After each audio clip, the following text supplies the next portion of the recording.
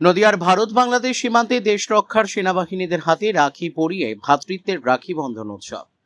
রাখি বন্ধন উৎসবের দিনে এক অনন্য চিত্র ধরা পড়ল নদিয়ার ভারত বাংলাদেশ সীমান্তে। দুই দেশের সম্প্রীতি বজায় রাখতে রাখি বন্ধন উৎসবের মধ্য দিয়ে মিলন উৎসবে পরিণত হল নদিয়ার কৃষ্ণগঞ্জের গেদে সীমান্তে। বিএসএফ জওয়ানদের রাখি পরিয়ে অটুট হল ভ্রাতৃত্বের বন্ধন।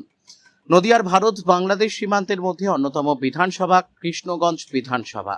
শুক্রবার সকাল থেকেই গেদে সীমান্তের বিএসএফ জওয়ানদের নিয়ে পালন করা হয় রাখি বন্ধন উৎসব। বিএসএফ জওয়ানদের হাতে রাখি পরান এলাকা তথা রাজ্যের বিভিন্ন প্রান্ত থেকে আসা মহিলারা। শুধু তাই নয়, কপালে তিলক পরিয়ে ভ্রাতৃত্বের বন্ধনকে আরো অটুট করা হয়। এছাড়াও বাংলাদেশের নাগরিকদের হাতেও একই সাথে পরানো হয় রাখি। অর্থাৎ আজকের এই রাখি বন্ধন উৎসবে দুই দেশের সম্প্রীতি অটুটের এক অনন্য চিত্র দেখা গেল গেদে সীমান্তে। উল্লেখ্য, নদিয়ার ভারত বাংলাদেশ সীমান্তের মধ্যে প্রায় 100 কিলোমিটার কাঁটাতারে ঘেরা। দেশের সুরক্ষায় দিনরাত এক করে পাহারা দিচ্ছে ভারতীয় সেনাবাহিনী।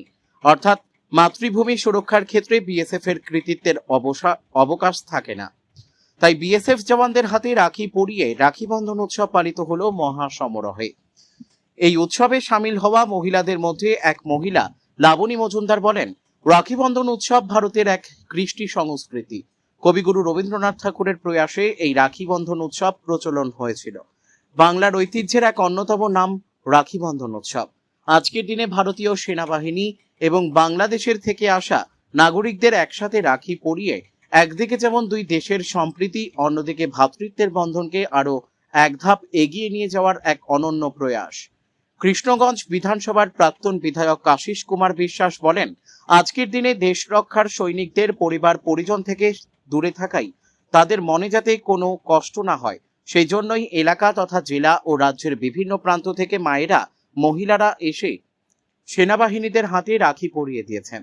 আমি নিজে এই অনুষ্ঠানে আসতে পেরে, অর্থাৎ আমি রাখি বন্ধন উৎসবে সামিল হতে পেরে নিজেকে অত্যন্ত খুশি ও গৌরবময় মনে করছি। অন্যদিকে বাংলাদেশ থেকে আসা নাগরিক আসিফ শেখ বলেন, এই ধরনের কালচার বাংলাদেশে নেই, খুব ভালো লাগছে, আনন্দ লাগছে। ভারতে এসে ভারতের মেয়েরা ভাই বলে সম্বোধন করে রাখি পরিয়ে দিলেন, পাশাপাশি মিষ্টিমুখ করালেন। সীমান্তের বাসিন্দা জোটের বক্স, তিনি বলেন, আমি গর্বিত, আমি অন্য সম্পদের মানুষ, অসুস্থ, আমাকে বোনেরা রাখি পরিয়ে দিলেন। এ প্রসঙ্গে কি বলবো, ভাষা খুঁজে পাচ্ছি না। পাশাপাশি তিনি যেমন আনন্দ উপভোগ করলেন, বোনেদেরকে নিজের হাতে মিষ্টিমুখও করালেন। তিনি বোনেদেরকে দাবি করলেন যাতে প্রতি বছর এই দিনে তারা যেন আসেন এবং তাদের হাতে রাখি পরিয়ে দেন। বলা যেতেই পারে, সনাতনী ধর্মের সংস্কৃতি শেখাই প্রতিটি ধর্মের প্রতি শ্রদ্ধাশীল হতে। আমরাও এই ঘটনার সাক্ষী হতে পেরে নিজেদেরকে ধন্য ও গৌরবময় মনে করছি। আজকে তো রাখি বন্ধন উৎসব, আপনারা সীমান্তে এসছেন, কি বলবেন?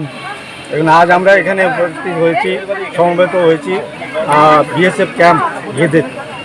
এই গেদেতে আমরা চয়ন করেছি এই জন্যই যে বিভিন্ন জায়গার মহিলারা, নারী, তারা ভাতৃজ্ঞানে আজকে বিএসএফদের ভ্রাতৃত্ব দেখানোর জন্যে, তাদের ভালোবাসা আদান প্রদান করার জন্যে বিভিন্ন জায়গার থেকে নারীরা এখানে উপস্থিত হয়েছে এবং রাখীবন্ধনের শুভেচ্ছা অভিনন্দন জানানোর জন্যে, আনন্দ ভাগ করার জন্যে। তাই এই আনন্দের দিনে, পবিত্র দিনে আমি এখানে উপস্থিত থাকতে পেরে এই জওয়ানদের সঙ্গে সেই আনন্দ পাঠলাম, মিষ্টিমুখ করলাম। তাদের থেকে আশীর্বাদ, বোনেরা আশীর্বাদ নিল, বোনেরা তাদের ভাইকে ধন্যবাদ জানালো। যে পাশে থাকা, আমি উপস্থিত থাকতে পেরে খুবই নিজেকে গৌরবান্বিত মনে করছি। বলছি এই যে বোনেরা যে বিএসএফ যে বিভিন্ন জায়গা থেকে এসছে, তাদেরকে আজকে রাখি পরালেন, এটা কেন পরালেন? এটাই হচ্ছে ভারতীয় সংস্কৃতি এবং সনাতনী এবং বৈদান্তিক যে চেতনা, এই চেতনাটাকে মনের থেকে, আর্টিফিশিয়াল না, অভিনয়ের না, মনের থেকে এসেই তারা সেই সম্পর্কটা বজায় রাখার জন্য একটা বার্তা দিতে এসেছে যে সারা ভারতবর্ষে এবং তথা বিশ্বের মানব কল্যাণের জন্য আমরা সকলের পাশে থাকি এবং তাদের মঙ্গল কামনা হোক, এই বার্তায় তার দিতে এসেছি। আপনার নাম? আমি প্রাক্তন বিধায়ক, কৃষ্ণগঞ্জ বিধানসভা। আজকে রাখি বন্ধন উৎসব, বোনেরা আপনাদের হাতে রাখি পরালো, কেমন লাগছে? কি বলবেন বোনেদের উদ্দেশ্যে? ধন্যবাদ বলে সুখে থাক। আপনার নাম কি? আমার নাম দীপু, বাড়ি কোথায় আপনার? বাড়ি বাংলাদেশে। বলছি বাংলাদেশে কি এরকম দেখা যায়? না, এরকম দেখা যায় না। আজকে আপনি ইন্ডিয়ায় এসছেন, ইন্ডিয়ার এই যে সংস্কৃতি কেমন লাগছে? আলহামদুলিল্লাহ ভালো লাগছে।